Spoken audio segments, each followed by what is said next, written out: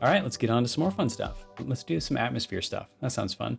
So we'll go ahead and start with maybe the light here. Actually, maybe even before I do that, we should add kind of the overall atmosphere to the shot, which will give us the idea of how foggy it is in there before we go ahead and add the light to the lamp. So I'm gonna go ahead and just make an adjustment layer. Well, we'll call it ATMOS. Yeah, that sounds good. And we're gonna do this. I'm gonna try doing it with a glow first. Right out of the box, there's a lot of stuff we should do to this. First thing I'm actually gonna do, I'm gonna bring the threshold way down. Like I want it to impact almost the entire plate. We're gonna bring the radius way up, like way, way up. So obviously the intensity is way too much. Let's go ahead and bring that way down. It's kind of cool, but obviously too much still. As we dial this in, continue to mess a little bit with threshold and radius. So one thing you'll notice immediately is how much brightening is happening overall. It's creatively changing your whole exposure of the plate. It's lifting a lot of the dark areas, and we don't necessarily want to mess with that. What we can do is we can kind of counteract what we've done with the glow. Maybe we add a curves and we kind of start pulling down the mids here. So notice how now we're getting atmosphere, but we're not getting an overall increase in the brightness of the plate. We're counteracting it with this. So we're kind of getting all that nice haze, but we're not actually messing with the exposure overall. Probably still way too much, but it's getting there. We can easily just dial it in here. But notice how the radius has to be giant for this kind of thing, maybe even more.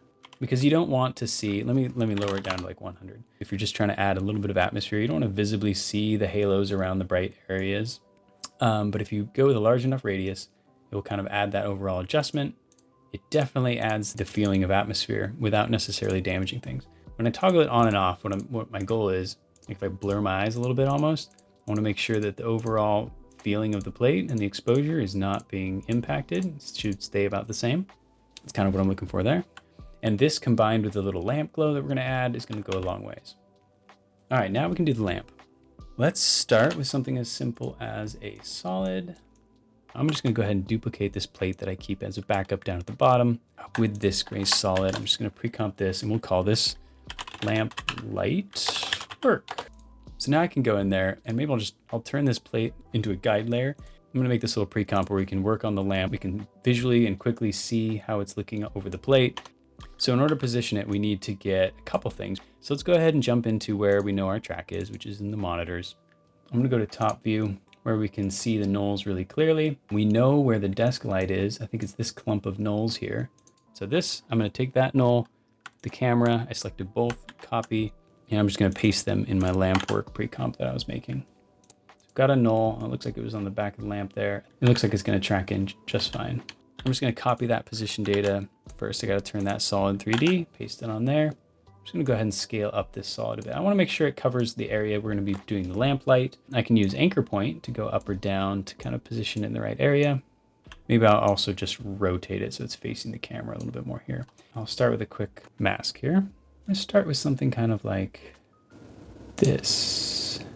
Okay, it's going to look stupid at first, but the magic's going to come in when I do the fall off on it. So for this, we're going to use the mask feather tool. And the idea is that in the area right by the light itself, there's not going to be a whole lot of feathering. And then as you get further and further away, there is much larger fall off. Round off this one. I feel like he's messing up our thing here. Oops. So we're going for kind of that really large fall off.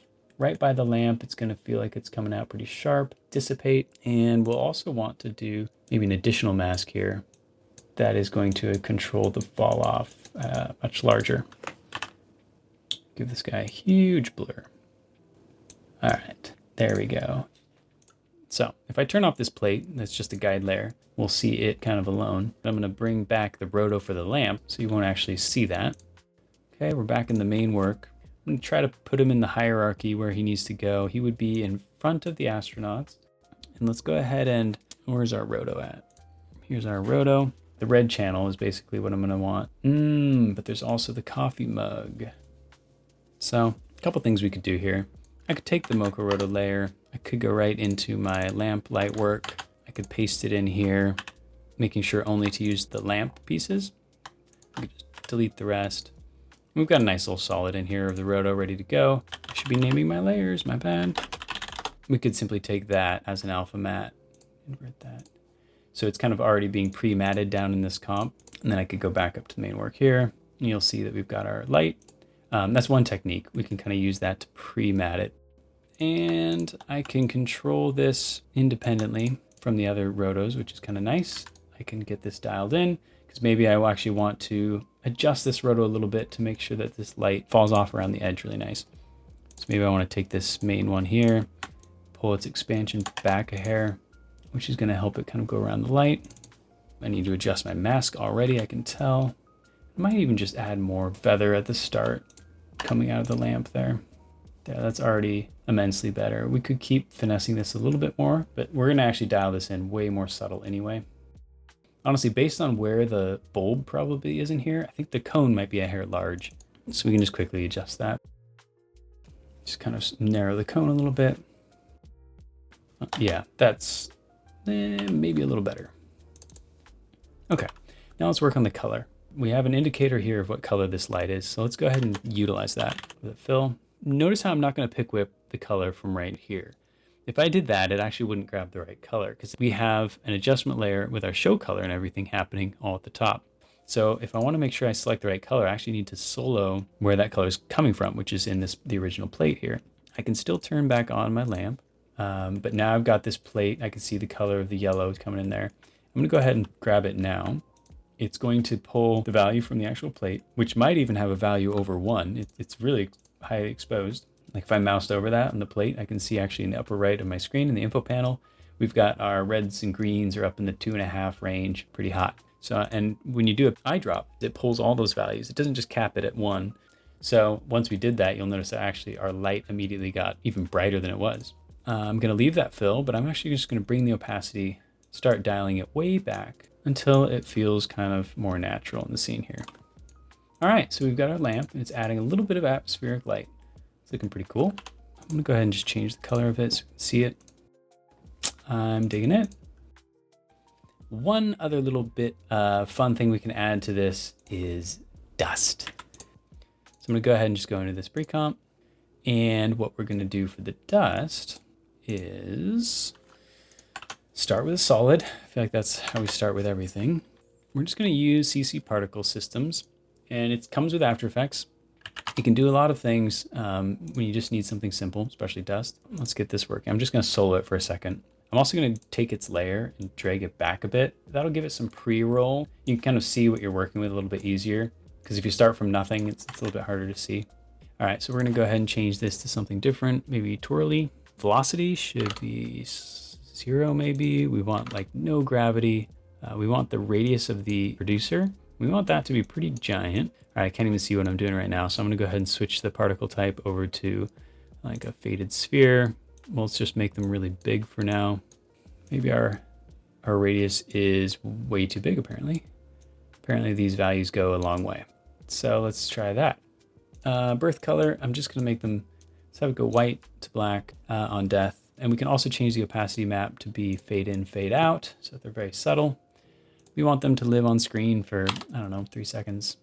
Have even less be born. Well, let's just see what's happening first of all here.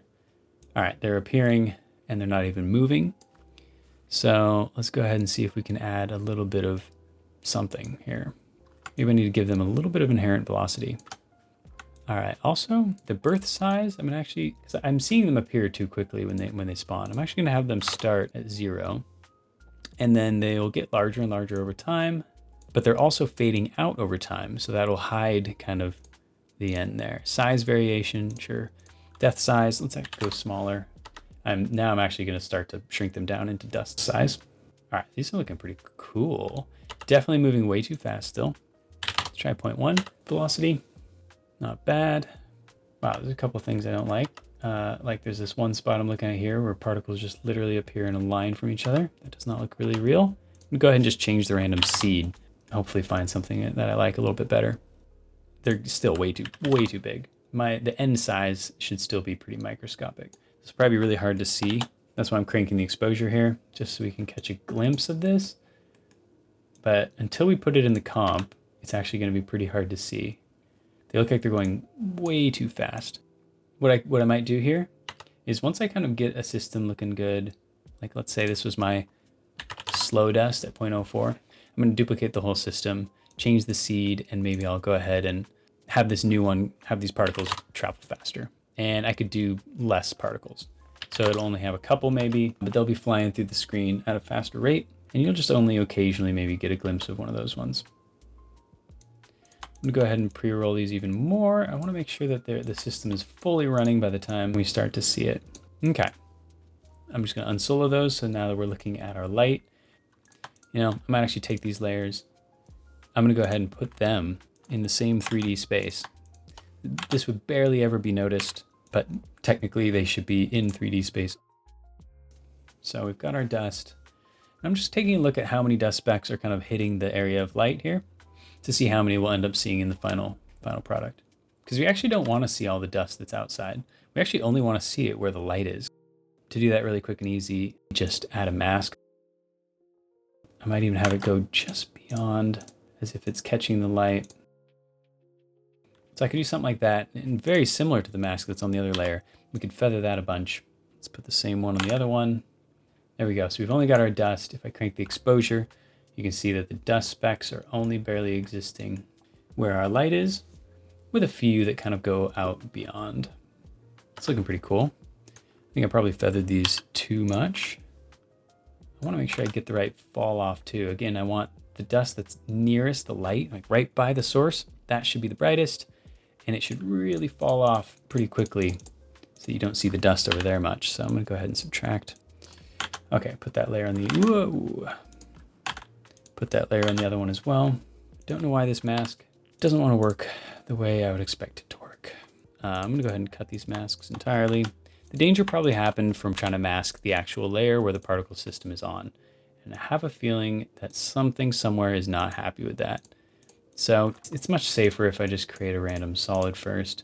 And maybe I just make him 3D, I scale him up, I put the same masks on him, and we take the positional data, put it on there, put the anchor point and all that. I can visually see it now, which is nice. That was kind of the area I wanted. Now I can tell these guys to track matte that. This is going to be safer.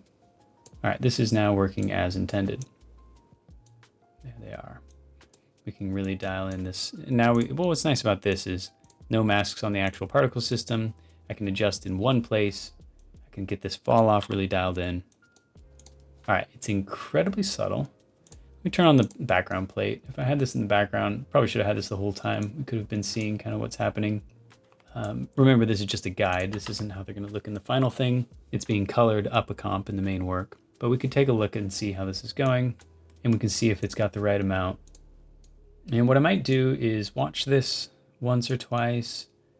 I can see if I like, in general, what's happening. If I'm not happy with where the particles are, I could always just go in here and adjust the seed, and we can get something totally different until I'm kind of happy with where the particles are appearing and whatever. But for now, I'm going to leave it like this. I think this is going to be pretty good. I'm going to go see how it looks in the main work. Okay. We've got our lamp light here. Not seeing, at least on this frame, I'm not seeing any dust. They're there. Okay. We're bringing down the exposure so far here. If we want to even catch a tiny glimpse of these guys, we might just need to go in here and make these more visible. We can either make them, maybe we'll want to make them a hair larger, honestly. So depth size, 0.07, 0.07. I also am going to be wary of how sharp they are, because nothing in the plate is that sharp as that little point is, little speck of dust. So to be safe, probably going to add a very small fast blur to it. Yeah. I also wanted to make sure that they're bright enough. So right now their opacity, max opacity I could put to 100, that'll help. Let me just go to the main work, see if I can see. Okay, it's so subtle, but I see a couple. I might leave it like this for now. Better to be on the subtle side for dust than too visible. And I do know they have quite a bit of motion. So I think the smallest, even though they're not very visible in a still frame, that motion is really going to bring them out. All right, so we've got our newscaster now. We've got our lamp light. We've got a little bit of atmosphere. There's a couple other things we can do to make this even more awesome.